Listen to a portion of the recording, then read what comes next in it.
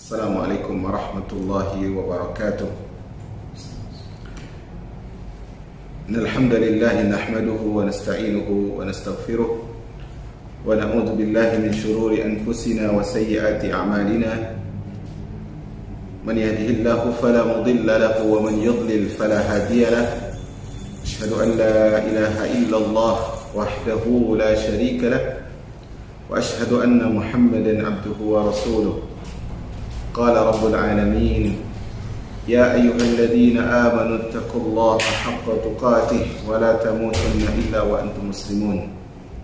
Wahai orang-orang yang beriman, bertakwalah kepada Allah dengan sebenar-benar ketakwaan, dan janganlah kalian mati kecuali seutuhnya berserah diri, mengislamkan diri kepada Allah tabaraka wa ta'ala. Dan hari ini insyaallah tabaraka wa ta'ala kita akan belajar adab, bagaimana seorang penuntut ilmu beradab. Dan kitab yang kita pakai adalah insyaallah ta'ala Ta'limul Muta'allim Tariqut Ta'allum, yaitu mengajarkan orang yang belajar cara untuk belajar. Mengajarkan orang yang belajar cara untuk belajar.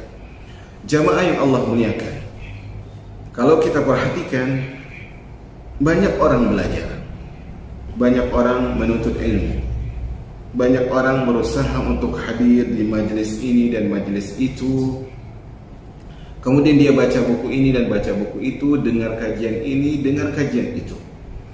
Tapi nyatanya tidak semua orang membawa hasil, dan masing-masing berbeda dengan hasilnya. Ada yang berhasil banyak, ada yang sedikit, ada yang berhasil, ada yang tidak. Karena memang ilmu tersebut bukanlah seperti gaji. Artinya fulan bekerja sebulan, fulan ini bekerja sebulan, sama-sama dapat gaji. Tidak. Ilmu tersebut sesuatu yang istimewa. Ilmu tersebut sesuatu yang berbeda dari gaji, dari pekerjaan dunia. Karena itu ada orang yang belajar 1 bulan, 1 tahun, 2 tahun, dia menguasai. Ada orang yang sudah belasan tahun dia berhijrah dan belajar, puluhan tahun dia hadir di majelis ilmu, tetapi dia masih jalan di tempat. Karena itu di sini Al-Imam Az-Zarnuji rahimahullahu taala, beliau akan membawakan beberapa pasal, kurang lebih 13 pasal nanti, bagaimana cara belajar. Bagaimana cara belajar. Kemarin kita sebutkan seorang penuntut ilmu tidak cukup dengan kepintarannya. Seorang penuntut ilmu tidak cukup dengan kecerdasannya, tidak cukup dengan usahanya, tapi perlu adab, perlu cara, metode, dan etika bagaimana dia dalam proses dia menuntut ilmu itu dia bersikap. Nah, Ta'limul Muta'allim adalah kitab yang sangat ringkas yang nanti akan kita bacakan. Nah, jemaah yang dirahmati oleh Allah tabaraka wa ta'ala, kitab ini ya dikarang oleh Al-Imam Al-Allamah Burhanul Islam Az-Zarnuji. Zarnuji itu adalah nisbah kepada sebuah daerah, yaitu Zarnuj. Sebagaimana misalnya Al-Batami itu adalah nisbah kepada Batam. Nah, beliau adalah salah seorang ulama dari daerah Zarnuj. Dan Al-Imam Az-Zarnuji rahimahullahu ta'ala, beliau adalah seorang imam atau seorang ulama bermadhab Hanafi, mengikuti madhab Al-Imam Abu Hanifah rahimahullahu ta'ala. Dan beliau hidup pada zaman yang pada masa ke-6 Hijriah, pada abad ke-6 Hijriah. Wallahu a'lam, buku ini sahnya adalah dinisbatkan kepada beliau, dan sejauh sependek yang kami tahu, kitab beliau adalah cuma kitab ini, yaitu Ta'lim Al-Muta'allim. Wallahu a'lam bishawab. Kalau di sana ada kitab yang lain. Nah, jemaah yang dirahmati oleh Allah tabaraka wa ta'ala, kitab Ta'limul Muta'allim Tariqut Ta'allum, itu mengajarkan orang yang belajar cara bagaimana dia belajar. Ini adalah buku yang sah nisbatnya kepada Imam Zarnuji, dan buku ini merupakan salah satu buku yang sangat berharga dalam pembahasan ini, yaitu dalam pembahasan bagaimana cara seorang penuntut ilmu agar dia dapat ilmu.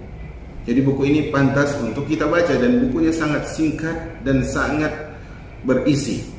Karena itu buku ini manfaatnya tersebar di mana-mana. Sudah banyak diterjemahkan ke dalam bahasa, baik itu bahasa Prancis, ya, bahasa Inggris, bahasa Turki, dan bahasa Indonesia.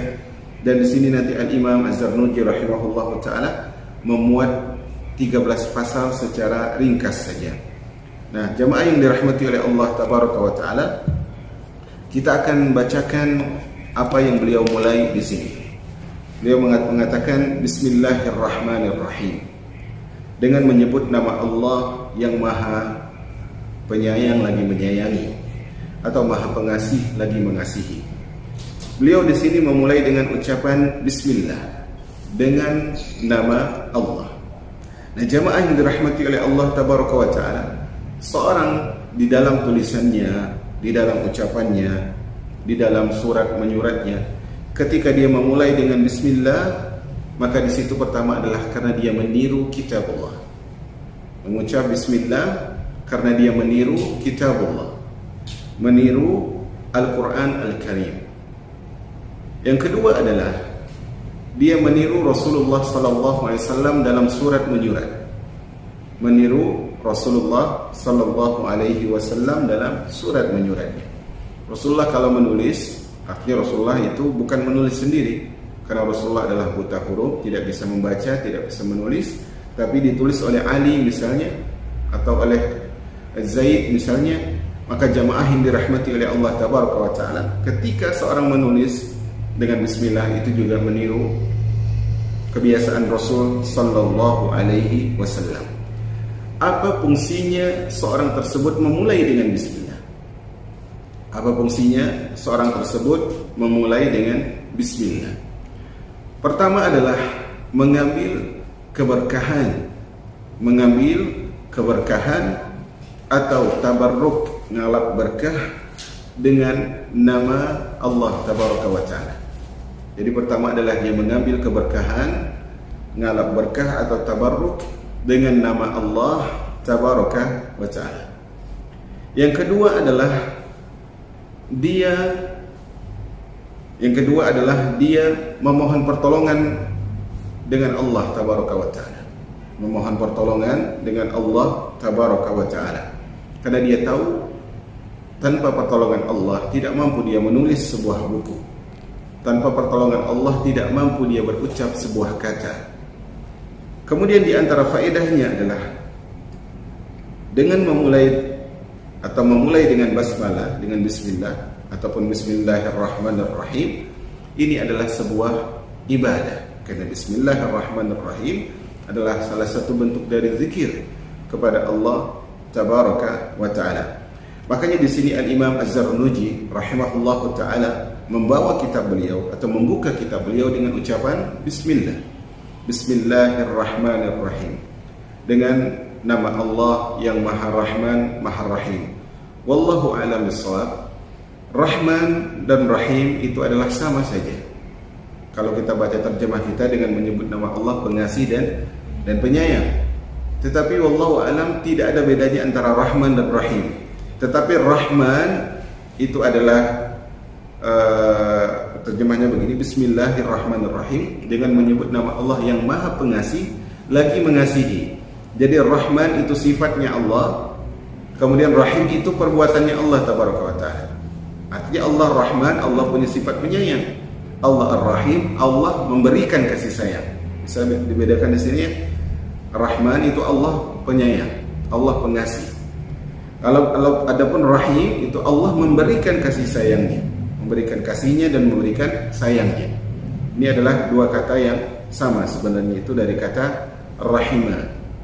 Nah, jamaah yang dirahmati oleh Allah tabaraka wa ta'ala, di sini beliau membuka kitab beliau dengan ucapan basmalah. Tentunya beliau berharap keberkahan dari Allah tabaraka wa ta'ala, dan tentunya ucapan basmalah ini adalah Allah Rabbul Alamin mengajarkan kepada kita di dalam Al-Quran, dan sudah diijma' oleh para ulama bahwasanya Al-Quran tersebut surat-suratnya dimulai dengan basmalah kecuali surah At-Taubah. Kemudian beliau mengatakan wabihi nasta'in, dan dengan Allah kita memohon pertolongan. Subhanallah. Tadi beliau sudah mulai dengan basmalah, Bismillahirrahmanirrahim. Kemudian beliau mengatakan wabihi nasta'in. Dengan nama Allah, dengan Allah kita memohon pertolongan. Subhanallah. Di sini artinya jemaah yang dirahmati oleh Allah, beliau ingin mengajarkan dan beliau tumbuhkan kesadaran dan mengajarkan kepada umat bahwasanya seorang hamba tak mampu melakukan apapun tanpa pertolongan dari Allah tabaraka wa ta'ala. Allah lah yang memberikan pertolongan. Allah ala kulli syai'in qadir, maha kuasa atas segala sesuatu. Sedangkan hamba itu adalah lemah. Karena itu Allah tabaraka wa ta'ala mengatakan wa khuliqal insan dha'ifa. Fitrah manusia, jati diri manusia itu adalah lemah. Jati diri seorang hamba itu adalah lemah. Karena itu ketika seorang hamba keluar dari rumahnya, dan ketika dia keluar dari rumahnya, otomatis mara bahaya akan sangat mengintai seorang hamba. Karena itu Rasul sallallahu alaihi wasallam mengatakan, nanti juga disebutkan oleh beliau di sini, Rasulullah mengatakan, mengajarkan kepada kita, bismillahi tawakkaltu 'ala Allah la haula wala quwwata illa billah. Doa ketika seorang hamba keluar dari rumahnya, dia bertawakal kepada Allah dan tidak ada daya dan upaya kecuali dengan pertolongan Allah tabaraka wa taala. Nah, di sini Al-Imam Zarnuji rahimahullahu taala membawa dengan, setelah beliau mengucapkan basmalah, beliau beristi'anah, memohon bantuan kepada Allah tabaraka wa taala. Maka di sini jemaah yang Allah muliakan, ada sebuah isyarat atau ada isyarat bahwasanya tidak sepantasnya seorang mukmin, tidak sepantasnya seorang mukminah merasa pekerjaan dia bisa diselesaikan dengan sendiri oleh dia. Tapi dia harus sadar bahwa semua ketuntasan perkaranya, selesainya urusannya, itu semua adalah karena apa jemaah? Karena Allah membantunya. Dan konsekuensi dari beristi'anah kepada Allah, isti'anah itu adalah mohon pertolongan kepada Allah, konsekuensinya adalah tampakkan kebutuhan kita dan lemahnya kita. Tampakkan kebutuhan dan lemahnya kita. Kalau orang minta tolong tapi dia merasa kuat, apakah akan ditolong oleh Allah? Tidak. Kita minta tolong sama orang lain tapi kita katakan saya lebih kuat, cuma saya mau minta tolong, orang akan malas membantunya. Karena itu seorang hamba ketika dia beristi'anah kepada Allah, maka dia harus tampakkan kelemahan dia. Dia tidak berdaya. Sering saya katakan ini dalam mukaddimah, walaupun tidak selalu, bahwasanya untuk mengedipkan mata kita tidak mampu. Untuk mengedipkan mata saja kita tidak mampu. Karena itu di antara penyakit adalah apa? Kalau ada seorang anak kemudian dia tidak mampu mengedipkan matanya dalam waktu yang lama, apakah itu anak yang sehat? Anak sehat atau anak yang berpenyakit? Anak yang berpenyakit. Karena sehatnya seorang hamba adalah di sekian detik dia berkedip. Karena itu seorang hamba, dia harus tahu mengedipkan mata pun dia tidak mampu tanpa pertolongan dari Allah tabaraka wa ta'ala. Maka nampakkan kelemahan kita, nampakkan hajat kita, nampakkan kefakiran kita. Karena itu Allah mengatakan, ya ayuhan nas antumul fuqara'u ilallah. Wahai manusia, kalian semua fakir. Allah enggak bilang miskin. Allah enggak bilang kalian semua miskin, enggak. Tapi Allah bilang apa? Kalian semua fakir, lebih jauh daripada kemiskinan. Nampakkan ketidakberdayaan kita, nampakkan kefakiran kita, nampakkan bahwasanya kita itu lemah di hadapan Allah tabaraka wa ta'ala. Dan memang kita harus beristi'anah. Kalau kita lihat beliau mengatakan nasta'in, maka kita akan terarah kepada firman Allah tabaraka wa ta'ala di dalam surah Al-Fatihah ayat yang kelima. Iyyaka na'budu wa iyyaka nasta'in. Hanya kepadamu ya Rabb kami menyembah, dan hanya kepadamu ya Rabb kami mohon pertolongan. Kenapa Allah tabaraka wa ta'ala katakan iyyaka na'budu wa iyyaka nasta'in? Kepadamu kami menyembah, kepadamu kami mohon pertolongan. Karena seorang hamba enggak mungkin bisa beribadah kepada Allah tanpa ditolong oleh Allah. Enggak mungkin dia bisa beribadah kepada Allah tanpa ditolong oleh Allah tabaraka wa ta'ala. Dan kalau kita perhatikan juga surat Al-A'raf misalnya, ayat 128. Surat Al-A'raf 128, Allah tabaraka wa ta'ala mengatakan ista'inu billahi wasbiru. Ista'inu billahi wasbiru. Mohonlah pertolongan kepada Allah dan bersabarlah. Mohonlah pertolongan kepada Allah dan bersabarlah. Dan Rasulullah mengatakan, menasihati Ibnu Abbas radhiyallahu taala anhuma, Rasulullah mengatakan, wa idza sta'anta fasta'in billah. Dan jika engkau meminta pertolongan, maka mintalah pertolongan kepada Allah tabaraka wa taala. Nah, jamaah yang dirahmati oleh Allah tabaraka wa taala. Jadi mohon pertolongan ini ya adalah sesuatu yang harus diyakini oleh seorang hamba. Memang dia itu harus mohon pertolongan kepada Allah tabaraka wa taala. Kemudian Al-Imam Zarnuji mengatakan wala haula wala quwwata illa billahil aliyyil azim. Dan tidak ada daya, tidak ada kekuatan kecuali dengan pertolongan Allah Al-Aliyyul Azim, yang maha tinggi lagi maha agung. Wabillahi at-taufiq. Kemudian beliau mengatakan, dan taufik hanyalah dari Allah tabaraka wa taala. Taufik itu jemaah, taufik itu adalah Allah bantu seorang hamba untuk melakukan ketaatan. Taufik itu adalah Allah bantu seorang hamba untuk melakukan ketaatan kepadanya subhanahu wa ta'ala. Nah, kemudian beliau mengatakan tadi la haula wala quwata illa billah. Beliau tekankan isti'anah, mohon pertolongan dengan la haula wala quwata illa billah. Kemudian taufik itu hanya dari Allah tabaraka wa ta'ala. Jadi taufik itu adalah seorang hamba dibantu oleh Allah menuntaskan perkaranya untuk melakukan ketaatan. Atau bahasa lainnya adalah taufik itu adalah Allah membimbing seorang hamba untuk melakukan sesuatu yang dia ridhoi dan yang dia cintai. Allah bimbing seorang hamba melakukan sesuatu yang dia ridhoi dan yang dia cintai. Itu adalah makna dari taufik. Sebagaimana yang Allah tabaraka wa taala katakan tentang salah satu nabinya di dalam surah Hud ayat yang ke-88, nabi tersebut mengatakan wama taufiqi illa billah, dan tidak ada taufik bagiku, kemampuan untuk melakukan kebaikan kecuali dengan apa? Dengan pertolongan dari Allah tabaraka wa taala. Kemudian Al-Imam Az-Zarnuji masih dalam muqaddimah, beliau mengatakan alhamdulillah alladzi faddala bani Adam bil ilmi wal amal ala jami'il alam.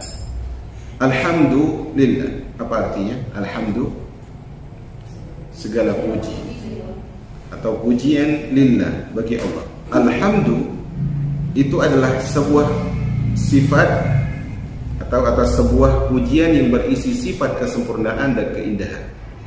Sebuah ucapan yang berisi sifat pemujian terhadap kesempurnaan dan keindahan dengan penuh pengagungan. Jadi kalau orang mengucapkan alhamdulillah, berarti di balik ucapan itu ada pengakuan bahwa yang dipuji itu maha sempurna, maha indah, dan dia memuji itu bukan sekedar pujian, artinya dengan keagungan, dengan betul-betul dia muliakan pihak yang dipuji. Nah, ma'asyiral muslimat yang Allah muliakan, kalau kita lihat ucapan alhamdulillah ini banyak sekali keutamaannya.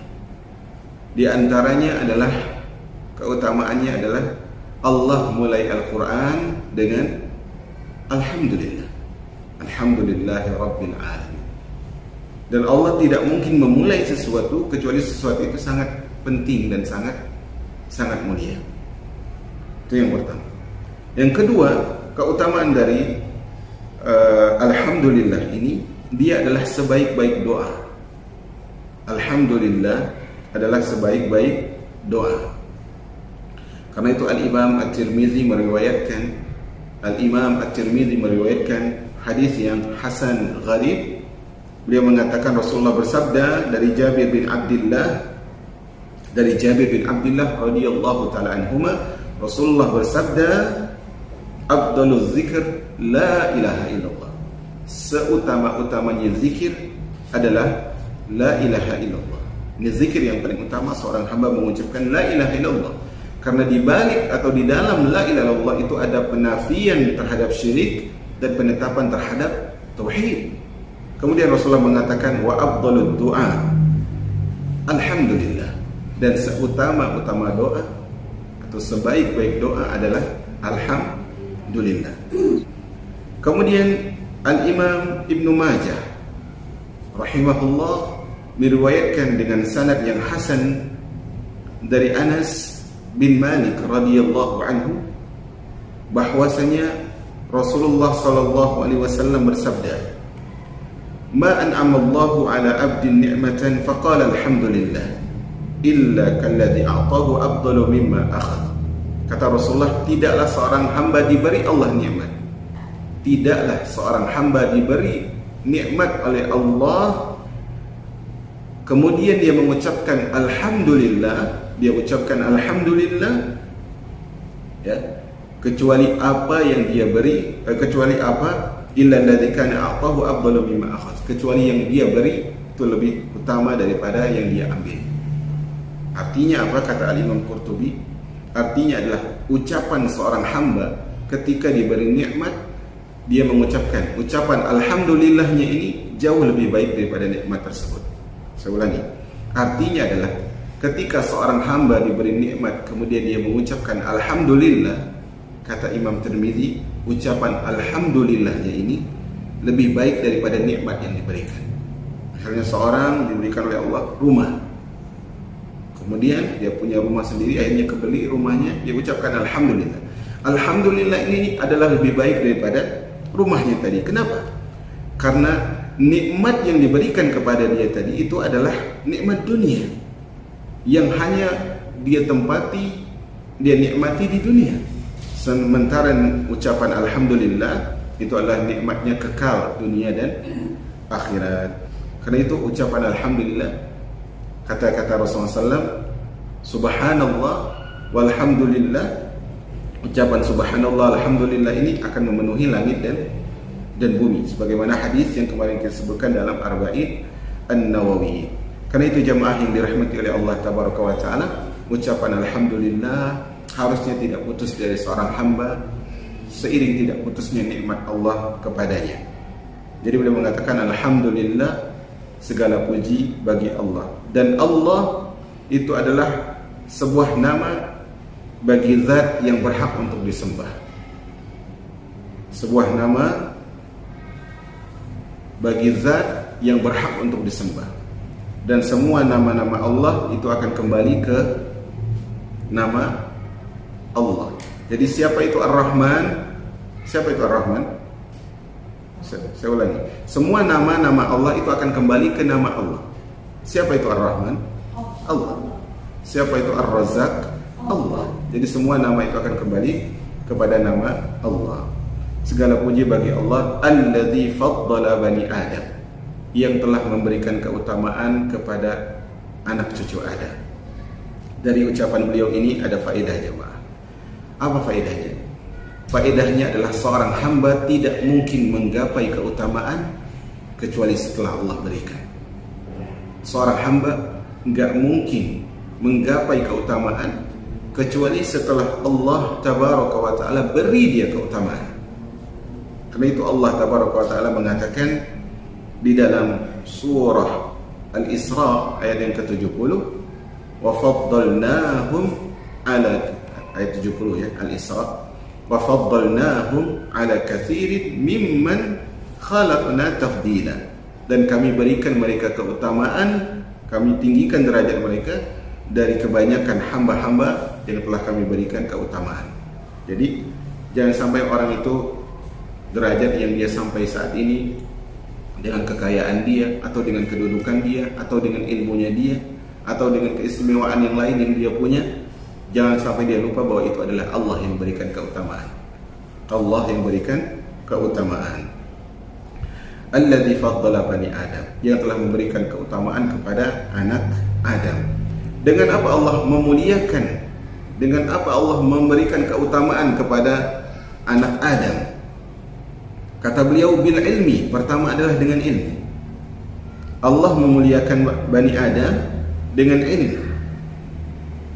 Ilmu itu secara bahasa artinya adalah pengetahuan dan keyakinan. Ilmu tersebut secara bahasa adalah pengetahuan dan keyakinan. Pengetahuan dan keyakinan itu secara bahasa. Adapun ilmu tersebut secara istilah adalah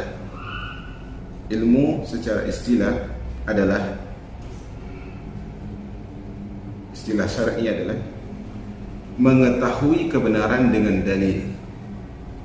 Mengetahui kebenaran dengan dalil. Karena itu Syekh Muhammad At-Tamimi mengatakan al-ilmu ma'rifatullah wa ma'rifatu rasulihi wa ma'rifatu dinil Islam bil adillah. Ilmu tersebut, kata beliau dalam usul salasah, adalah mengenal Allah, mengenal Rasul, mengenal Islam dengan dalil.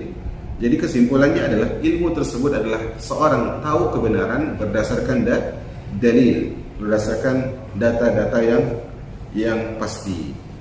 Nah, beliau katakan Allah memberikan keutamaan itu dengan apa? Dengan ilmu. Karena itu hamba yang paling mulia dari seluruh manusia dan jin siapa? Secara kelompok siapa yang paling mulia? Bukan secara person. Yang paling mulia siapa? Yang paling mulia para nabi dan rasul. Para nabi dan rasul. Kemudian siapa? Kemudian para sahabat. Kenapa para sahabat sangat mulia? Rasulullah mengatakan innal ulama warasatul anbiya. Karena sesungguhnya para ulama adalah pewaris para nabi. Kenapa para sahabat sangat mulia? Karena mereka mewarisi langsung dari Rasul sallallahu alaihi wasallam.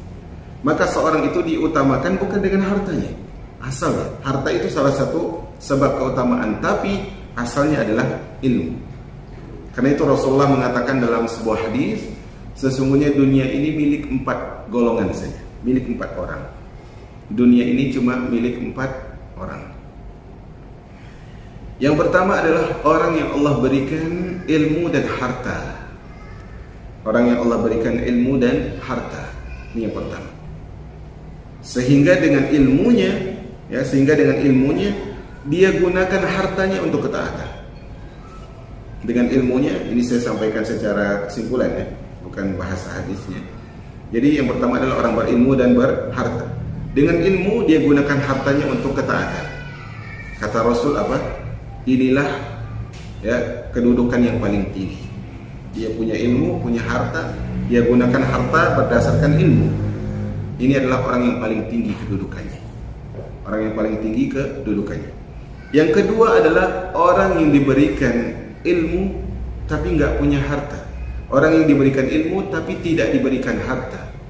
Dia punya ilmu, dia punya pengetahuan, dia punya dalil, tapi dia bukan orang yang mampu, bukan orang yang kaya.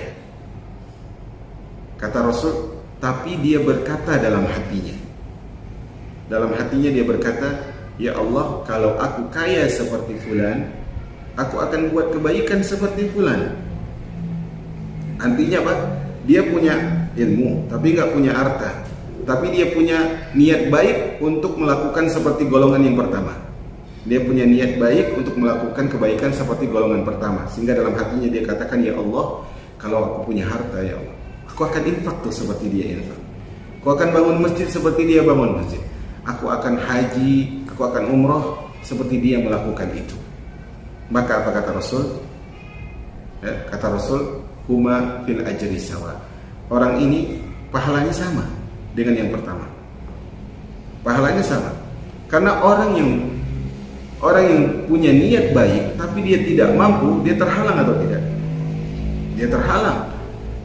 Terhalangnya dia itu bukan karena dia tidak mau, tapi dia tidak mampu. Maka dia dapat pahala yang sama. Ingat ya, pahala yang sama bukan berarti kedudukannya sama.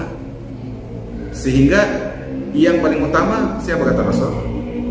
Golongan pertama tadi, punya harta dan punya ilmu, hartanya digunakan dengan jalan ilmu. Yang kedua, punya ilmu nggak punya harta tapi punya niat baik seperti orang yang di atas. Kata Rasul, huma fil ajri sawa. Yang kedua ini sama pahala dengan yang di atas. Golongan manusia yang ketiga adalah seorang yang diberikan harta, nggak diberikan ilmu. Kebalikan nomor berapa ini? Kebalikan nomor 2. Diberikan harta, nggak diberikan ilmu. Sehingga apa jemaah? Hartanya digunakan di jalan yang haram. Hartanya digunakan di jalan yang haram. Dan dia tidak menyambung silaturahimnya. Ya, sehingga kata Rasulullah SAW, orang ini adalah seburuk-buruk kedudukan, seburuk-buruk tingkatan. Karena dia punya harta, tapi justru hartanya apa? Digunakan di jalan apa? Di jalan keburukan. Golongan keempat adalah orang diberikan harta, orang yang tidak punya ilmu, tidak juga punya harta. Ini orang yang paling parah. Orang yang nggak diberikan ilmu, nggak juga diberikan harta. Tapi dalam hatinya dia mengatakan apa? Ya Allah, kalau saya punya harta, itu saya akan lakukan seperti golongan ketiga. Artinya kalau dia berjudi, saya juga mau judi. Dia minum khamar, saya juga mau minum khamar. Dia poya-poya, saya juga mau poya-poya. Tapi saya nggak punya. Kalau punya saya mau kayak gitu. Apa kata Rasul? Huma fil wizri sawa. Golongan keempat ini sama dosa dengan yang ketiga. Sama dosa dengan yang ketiga. Jadi jamaah yang dirahmati oleh Allah, seorang hamba itu menjadi utama dengan apa? Dengan ilmu. Karena itu Allah mengatakan lahum qulubun la yafqahuna biha. Orang-orang yang kafir itu, mereka punya hati tapi nggak digunakan untuk berpikir. Punya pendengaran nggak digunakan untuk mendengar. Punya mata nggak dipakai untuk melihat kebenaran. Apa kata Allah? Ulaika kal an'am. Mereka seperti hewan ternak, bal hum adall. Bahkan mereka lebih hina daripada hewan ternak. Ini perhatikan jemaah, semuanya berdasarkan ilmu. Karena itu jemaah, para ulama mengatakan kalau ternyata putra mahkota, para raja dan putra mahkota itu tahu kesenangan yang ada di hati kita, kata para ulama, dengan ilmu, kita itu bahagia dengan ilmu. Kalau mereka itu tahu kesenangan ini, mereka akan belah dada kita karena cemburu. Subhanallah. Jadi keutamaan seorang hamba itu dengan ilmu. Karena itu Rasulullah katakan apa? Man salaka tariqan yaltamisu fihi ilman sahalallahu lahu bihi tariqan ilal jannah. Barang siapa yang menempuh jalan menuntut ilmu, Allah apakan? Allah mudahkan jalan menuju surga. Apakah orang yang punya harta diberikan jaminan begitu? Tidak. Semuanya jalan ilmu. Dan orang yang bersedekah itu, kira-kira apa yang membuat dia bersedekah? Karena dia tahu orang bersedekah itu dapat pahala. Berarti dasar ilmu tidak? Dasar ilmu tidak? Dasar ilmu. Karena itu ilmu yang membantu jalan hidup seorang. Karena itu pewaris para nabi adalah ulama. Dan apa yang diwariskan itu berarti keutamaan. Subhanallah. Jadi kata beliau, alladzi faddala bani Adam bil ilmi, yang memberikan keutamaan kepada anak Adam dengan ilmu. Subhanallah. Ini kita secara ringkas saja ya. Kemudian wal amal, tapi ilmu saja tidak cukup. Yang kedua, Allah muliakan Bani Adam pertama dengan ilmu, yang kedua dengan amal. Anak Adam itu dimuliakan dengan amal. Jadi ilmu tersebut dan amal itu bagaikan dua sisi mata uang. Kalau ada ilmu harusnya ada amal. Kalau ada ilmu harusnya ada amal. Ilmu tersebut apa? Ilmu tersebut nanti akan membuah keimanan. Dan iman dibuktikan dengan apa? Amal. Sering kali Allah mengatakan innal ladzina amanu wa amilus shalihat. Orang beriman, beramal saleh. Yang pertama kali masuk neraka siapa? Orang yang pertama kali masuk neraka? Orang yang salah satunya adalah punya ilmu tapi tidak diamalkan. Karena itu disebutkan al-alim bi ilmihi la ya'malanna mu'adzabun qabla ibadil wasal. Seorang punya ilmu tapi enggak beramal, dia pertama kali diazab sebelum penyembah berhala. Subhanallah. Kalau gitu Ustaz, saya enggak usah nuntut ilmu aja deh, supaya nanti saya enggak ada konsekuensi meninggalkan amal. Orang yang tidak mau nuntut ilmu, azab pun juga pedih. Sehingga nanti akan disebutkan akan ditanya di alam kubur, dia akan menjawab bingung. Siapa Rabbmu? Dia akan bingung. Dia mengatakan, saya tidak tahu, orang sebutkan ini, saya sebutkan. Apa kata malaikat? Kau memang tidak tahu dan tidak pernah mau tahu. Subhanallah. Jadi sama. Maka yang pertama adalah belajar. Kalau orang itu niat belajarnya benar, insya Allah Allah tuntun dia kepada amal. Jadi jamaah yang dirahmati oleh Allah Tabaraka wa Ta'ala, Allah mengangkat derajat seorang hamba itu dengan ilmu dan amal. Orang Yahudi paling banyak ilmunya dari dulu ke dulu, ya. Tapi tidak mutlak ucapan ini. Orang ilmu paling banyak amalnya bukan berarti dia lebih berilmu daripada orang Muslim, enggak. Tapi orang Yahudi itu banyak ilmunya, dan akhirnya apa? Apakah ilmu mereka buat mereka bahagia? Buat mereka dirahmati oleh Allah? Tidak. Justru Allah mengatakan al-maghdubi alaihim. Orang Yahudi itu adalah orang yang dimurkai, orang yang dilaknat. Kenapa jemaah? Karena enggak beramal. Maka Allah katakan dalam sebuah firman-Nya, lu'inal ladzina kafaru min bani Israil. Orang yang kafir dari Bani Israel, itu orang-orang Yahudi yang ingkar tuh, dilaknat dengan dua lisan Nabi, ala lisani Daud wa Isa bin Maryam. Dilaknat melalui lisan Nabi Daud dan lisan Isa bin Maryam. Kenapa mereka dilaknat? Kanu la yatanahawna an munkarin fa'alu. Karena mereka enggak mengingkari kemungkaran. Artinya apa? Enggak beramal dengan ilmu. Nah, Allah katakan misalnya di dalam surah Al-Baqarah ayat 27, wa basyiril ladzina amanu wa amilus shalihat. Dan berilah kabar gembira kepada orang beriman dan beramal saleh. Kemudian Allah katakan wal 'asr innal insana lafi khusr. Demi masa sesungguhnya manusia itu merugi, illal ladzina amanu wa amilus shalihat, kecuali yang beriman, yaitu yang berilmu dan beramal saleh. Jadi kalau seorang ingin mulia, jangan cari dengan harta. Seorang kalau ingin mulia, jangan cari dengan tahta. Seorang kalau ingin mulia, jangan cari dengan gemerlap dunia, tapi carilah dengan ilmu dan amal. Nah, jemaah yang dirahmati oleh Allah Tabaraka wa Ta'ala, beliau katakan segala puji bagi Allah yang memberikan keutamaan kepada Bani Adam dengan ilmu dan amal ala jami'il alam, atas semua alam. Alam itu siapa?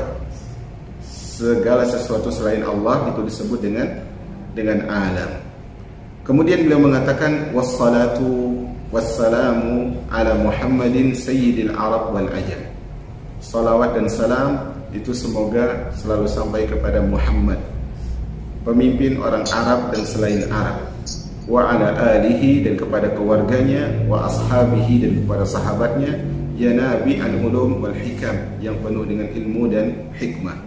Nah, jamaah yang dirahmati oleh Allah, salawat itu kalau dari Allah, kan Allah mengatakan innallaha wa malaikatahu yusalluna 'alan nabi. Salawat itu kalau dari Allah artinya adalah rahmat. Allah berselawat artinya Allah memberikan rahmat. Allah memberi salawat artinya Allah memberikan rahmat. Kemudian kalau salawat itu dari malaikat, maka maknanya adalah istighfar. Kalau malaikat berselawat kepada Nabi artinya apa? Istighfar. Kemudian kalau selawat itu dari manusia, dari hamba selain malaikat, dari kita kepada Rasul, maka artinya itu adalah doa. Nah, perhatikan coba. Allah berfirman tadi, innallaha wa malaikatahu yusalluna 'alan nabi ya ayyuhalladzina amanu sallu 'alaihi wa sallimu taslima. Sesungguhnya Allah dan malaikat. Allah pakai sesungguhnya, kemudian Allah dan malaikatnya. Apa yang dilakukan oleh Allah dan malaikatnya? Yusalluna 'alan nabi, berselawat kepada Nabi. Perhatikan, salat Allah suruh langsung, zakat Allah suruh langsung. Tapi kalau salawat Allah nggak langsung suruh, Allah dulu yang nyontohin. Paham tidak? Allah mengatakan Allah berselawat, berarti Allah dulu yang mulai. Kemudian malaikat berselawat, berarti Allah dan malaikat berselawat dulu, baru disuruh. Paham saya di sini maksudnya? Berarti ini besarnya perkara salawat. Karena itu siapa yang memperbanyak salawat dengan ittiba kepada Rasul, dia akan dapat syafaat Rasul alaihi salatu wassalam dengan syarat dia ittiba. Dan salah satu pentingnya salawat adalah dia adalah salah satu hal yang harus dibaca seorang hamba di dalam salatnya. Dan bersalam itu adalah artinya kita meminta keselamatan untuk Rasulullah SAW. Apakah kalau kita tidak minta Rasulullah tidak selamat? Tetap selamat. Tetapi ini adalah sebagai bentuk balas jasa kita kepada Rasul Sallallahu Alaihi Wasallam. Muhammad di sini adalah Muhammad bin Abdullah. Sayyidil Arab adalah penghulunya orang Arab, pemimpin orang Arab dan Ajam. Ajam adalah selain dari Arab. Nah, jamaah yang dirahmati oleh Allah Tabaraka wa Ta'ala, kemudian disebutkan adalah wa ala ali, dan kepada keluarga Rasul. Siapa itu keluarga Rasul? Keluarga Rasul dari nasab itu adalah Ahlul Bait Rasul, atau keluarga Rasul dari nasab itu adalah istri-istri beliau, itu keluarga beliau. Ya, istri beliau itu adalah siapa? Adalah keluarga beliau. Kemudian anak dari Ali dan Abbas, wallahu taala alam, dan Ja'far itu juga adalah keluarga Rasul. Maksudnya istri Rasul, anak Rasul, cucu Rasul itu apa? Ahlul Baitnya Rasul. Itu dari segi nasab. Tapi ada dari segi sebab. Seorang itu bisa menjadi keluarga Rasul selain dari jalur nasab, yaitu dari jalur sebab. Apa itu? Mencontoh Rasul. Pengikut Rasul adalah siapa? Adalah keluarga Rasul Sallallahu Alaihi Wasallam. Jadi kata Rasulullah SAW, man battala bihi amalu lam yusrik bihi nasab. Siapa yang amalnya keliru, amalnya lambat, artinya enggak bertauhid, enggak ngikut Rasul, nasabnya enggak faedah. Walaupun dia benar, dia mengatakan ini adalah keluarganya Rasul silsilah. Oke, enggak masalah. Kita muliakan kalau itu benar. Tetapi nasabnya enggak bisa menyelamatkan dia. Makanya Rasulullah katakan kepada Fatimah, wahai Fatimah binti Muhammad, minta sekarang apa yang mau. Sesungguhnya nanti tidak ada manfaat yang bisa saya berikan. Jadi apa? Keselamatan seorang nggak pernah diukur dengan nasab, tetapi dengan apa? Dengan amal yang didasari oleh ilmu. Kemudian wa ashabihi, dan sahabat-sahabatnya. Siapa itu sahabat Rasul? Sahabat Rasul adalah orang yang bertemu Rasul dan beriman kepadanya. Orang yang bertemu Rasulullah SAW dan beriman kepada beliau, dan wafat di atas iman.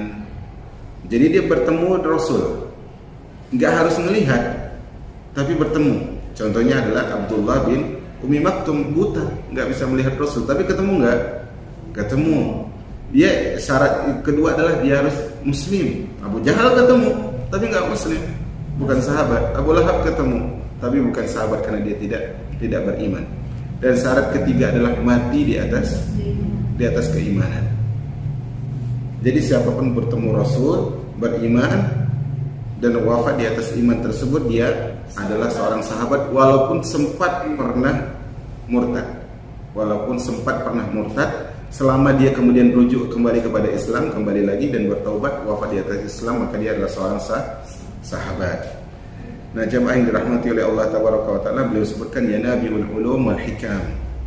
Ya Nabi itu artinya adalah mata air, artinya adalah sumber ilmu dan juga sumber hikmah. Wallahu a'lam bishawab. Ini mukaddimah kita dari kitab Ta'limul Muta'allim karangan Al-Imam Az-Zarnuji rahimahullahu ta'ala.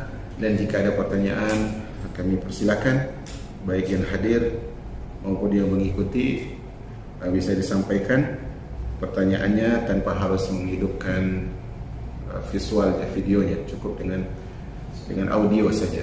Nah, kami persilakan jika ada pertanyaan. Ya.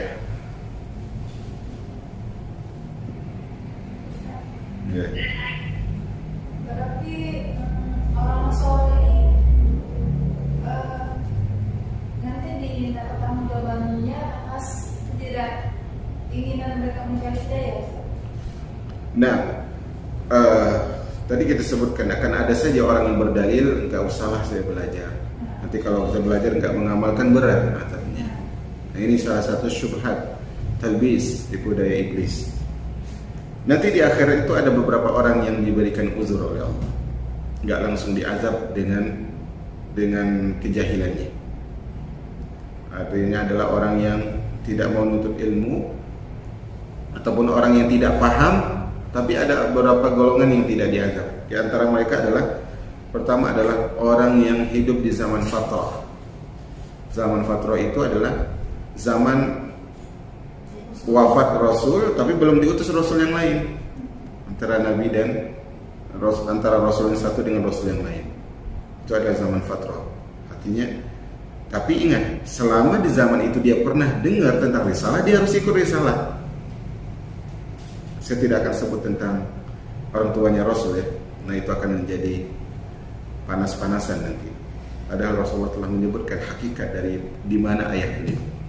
Contohnya juga adalah kita sebut tentang Abdul Muttalib lah. Abdul Muttalib mungkin lebih ringan. Abdul Muttalib kakeknya Nabi SAW. Hidup di zaman fatrah atau di zaman jahiliyah? Di zaman jahiliyah, bukan zaman fatrah. Karena dia tahu syariat Nabi Ibrahim itu begini. Beda dengan orang yang nggak tahu sama sekali. Orang yang nggak tahu sama sekali itu adalah ibarat orang yang tinggal di pedalaman, nggak sampai apa-apa.